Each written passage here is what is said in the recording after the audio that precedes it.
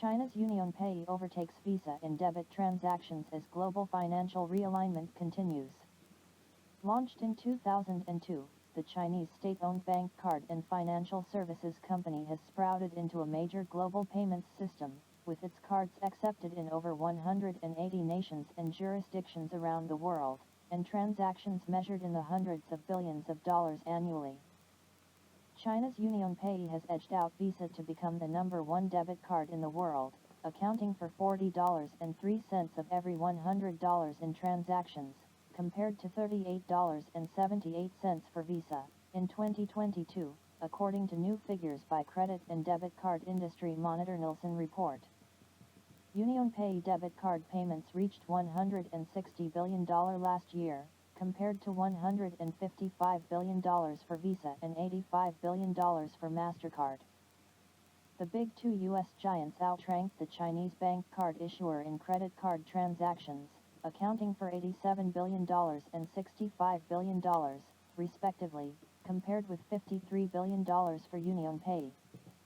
Credit cards are more tightly regulated in China, UnionPay's main market, than they are in the U.S.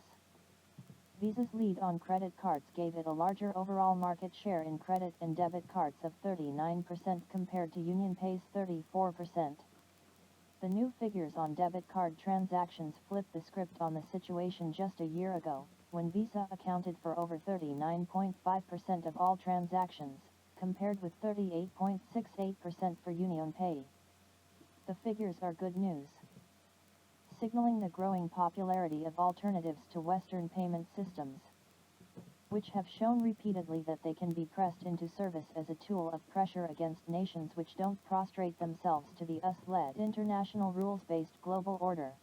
As a case in point, Visa and MasterCard ended support for cards issued by Russian banks in 2022, with many consumers shifting to Mir, the Russian national payment system, and to UnionPay, which has enjoyed growing popularity in Russia despite Western threats of secondary sanctions.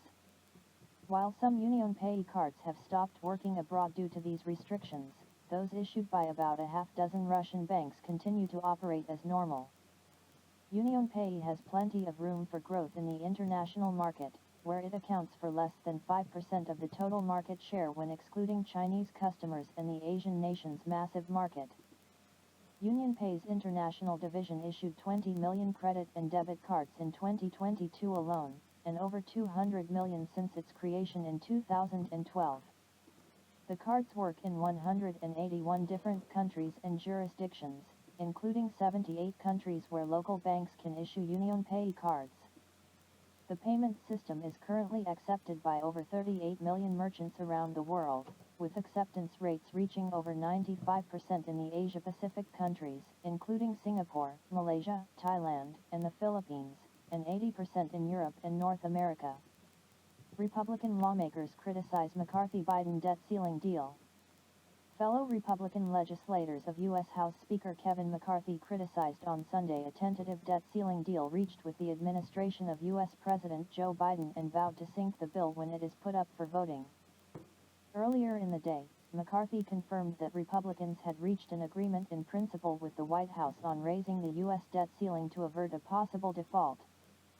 He said that the text of the bill would be posted on Sunday and put for revoting on Wednesday. Chip Roy, U.S. Congressman of Texas, was among the first to speak against the deal, tweeting that "we're going to try to stop it from passing the House." He also called on fellow Republican lawmakers to hold the line and not yield to the White House. The deal drew criticism from Georgia Republican Representative Andrew Clyde, who wrote on Twitter the tentative debt ceiling increase was a hard pass and also called to hold the line. U.S. Congressman Dan Bishop of North Carolina also opposed the agreement on Twitter. Kevin McCarthy says we can fight again next year, but he simultaneously prevented that fight by agreeing to suspend the debt ceiling for 2 years, he wrote. CNN cited its sources as saying that the deal would increase the debt limit for 2 years in exchange for capping spending. The agreement provides for non-defense spending in fiscal 2024 to remain relatively flat and increase by 1% in fiscal 2025. The United States is teetering on the brink of a default of its obligations if the White House fails to get Republicans in Congress to agree to raising the nation's $31.4 trillion debt ceiling. Treasury Secretary Janet Yellen announced on Friday that the deadline for congressional leaders to reach a compromise was pushed back to June 5. She warned that the U.S. risked running out of cash to pay the bills if no agreement was reached. Argentine economy minister goes to China to discuss extension of currency swap, reports. Argentine economy minister Sergio Massa will go to China on Sunday to discuss the extension of its $5 billion currency swap line, Argentine media reported. Argentina's minister will also try to negotiate a $3 billion expansion of the deal, media reported, citing official sources. The currency swap agreement between Argentina and China has been in force for years and has been revised several times by both sides. In November 2022, Argentina negotiated the expansion of the swap agreement to maintain central bank reserves. Argentine President Alberto Fernandez then said that the country was given the right to freely dispose of 35 billion yuan, or $5 billion. What is a recession and how can you prepare for one? President Biden and GOP House Speaker Kevin McCarthy reached a last-minute deal on the debt ceiling Saturday, with Biden boasting that the agreement would prevent a catastrophic default and punishing recession. What are recessions? What can ordinary folks do to cushion their blow? Sputnik explains. The tentative agreement on the debt ceiling was arrived at just days before the early June deadline, after which the U.S. would be expected to default on some or all of its gargantuan $31.8 trillion national debt, plunging the nation into a deep economic crisis and the world economy into chaos. Joe Biden hailed the deal as good news for the American people, saying that the compromise would prevent Americans' retirement accounts from being devastated, and stop millions of jobs from being wiped out.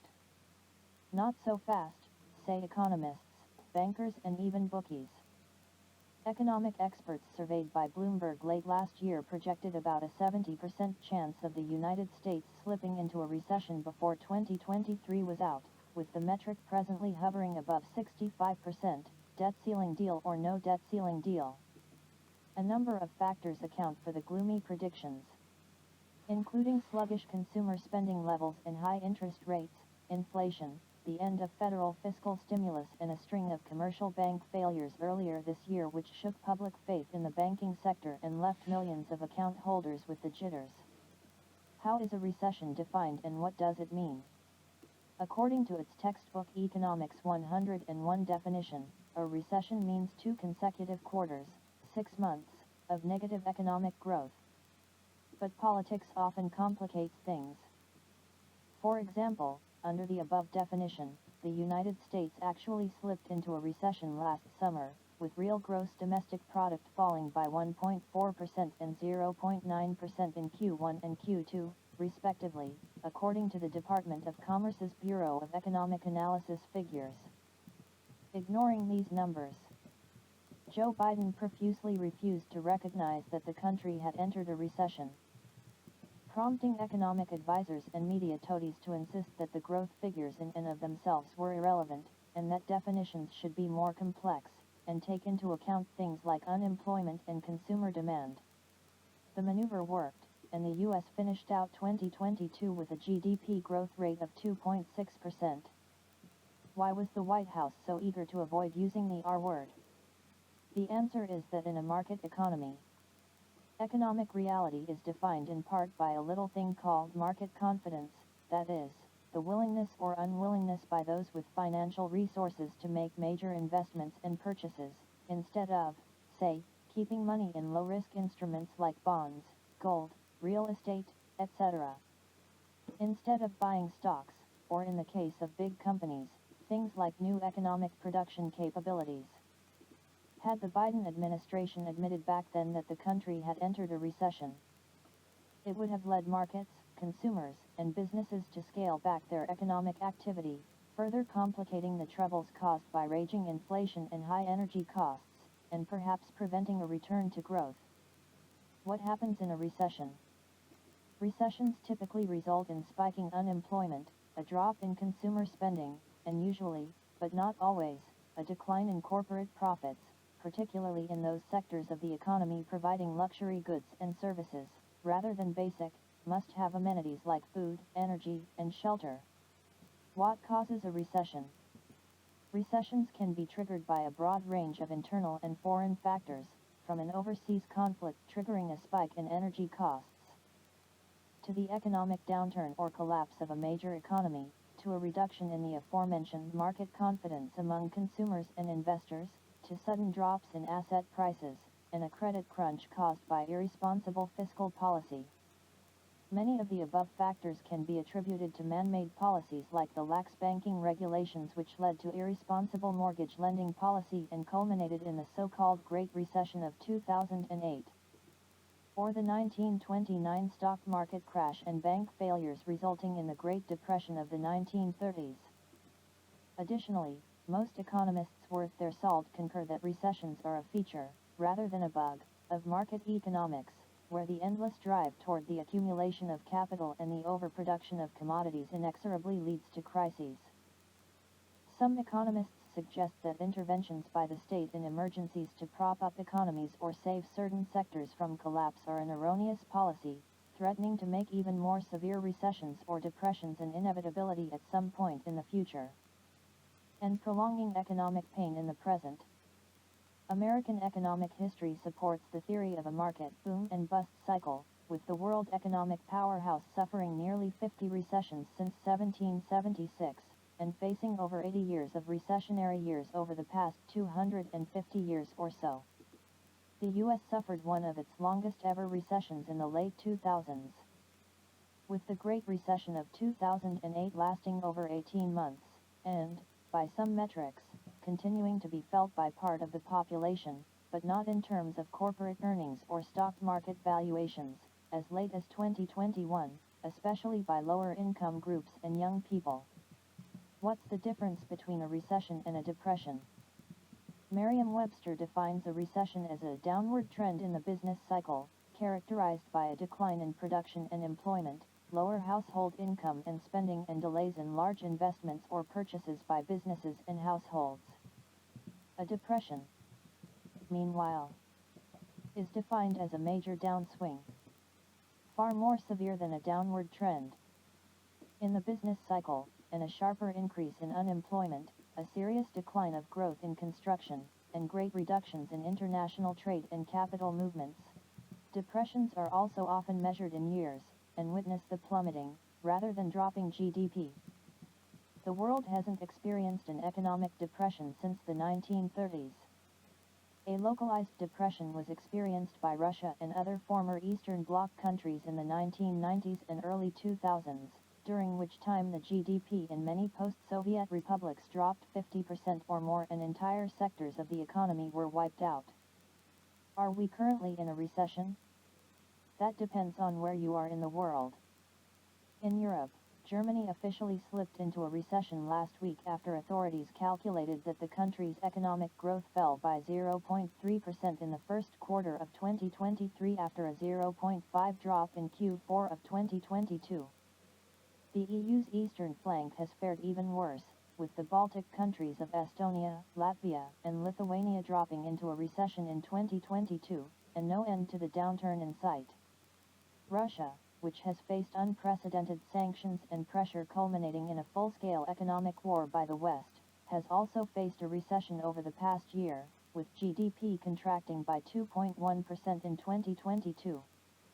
However, global financial institutions have recently revised their projections, with the Russian economy expected to return to growth and finish out 2023 0.7% richer than it was at the start of the year. How can you prepare for and survive a recession? There's a plethora of advice online about how to recession-proof your life, from creating a rainy day fund of 3 to 6 times your monthly salary, to paying down your debts, to diversifying investments to reduce risks. Then there are common sense tips, like making a habit of spending less than you consume.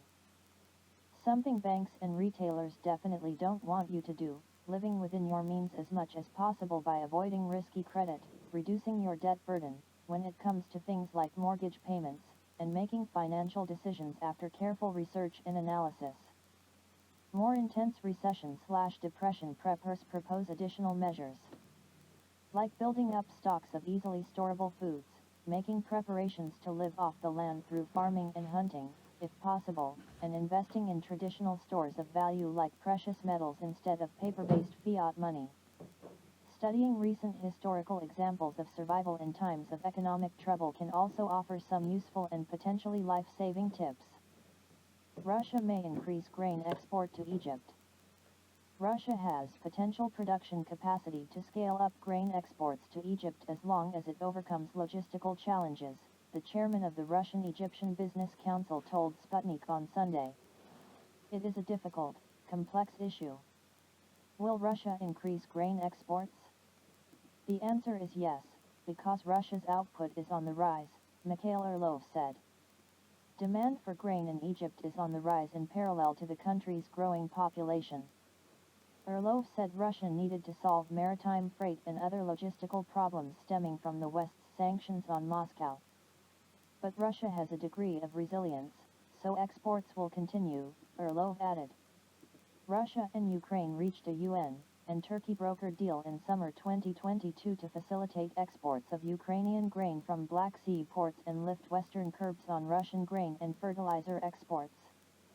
Russia has warned it may not extend the pact past the July 17 deadline as long as its export capacity remains constrained. Riyadh holding talks on joining BRICS Bank, reports. Saudi Arabia is in talks on joining the BRICS new development bank as the ninth member, media reports. In the Middle East, we attach great importance to the Kingdom of Saudi Arabia and are currently engaged in a qualified dialogue with them, a representative of the new development bank told the media in a statement. The newspaper said that the addition of Saudi Arabia would reinforce ties between the BRICS Bank and the world's second-largest oil producer. BRICS is an association of the world's major developing economies that was formed in 2006 to enhance cooperation among the member countries and elaborate common approaches to global economic challenges. The association comprises Brazil, Russia, India, China, and South Africa but is looking to accept new members. Besides Algeria, the list of potential candidates for accession includes Argentina, Egypt, Iran, Saudi Arabia, and Turkey.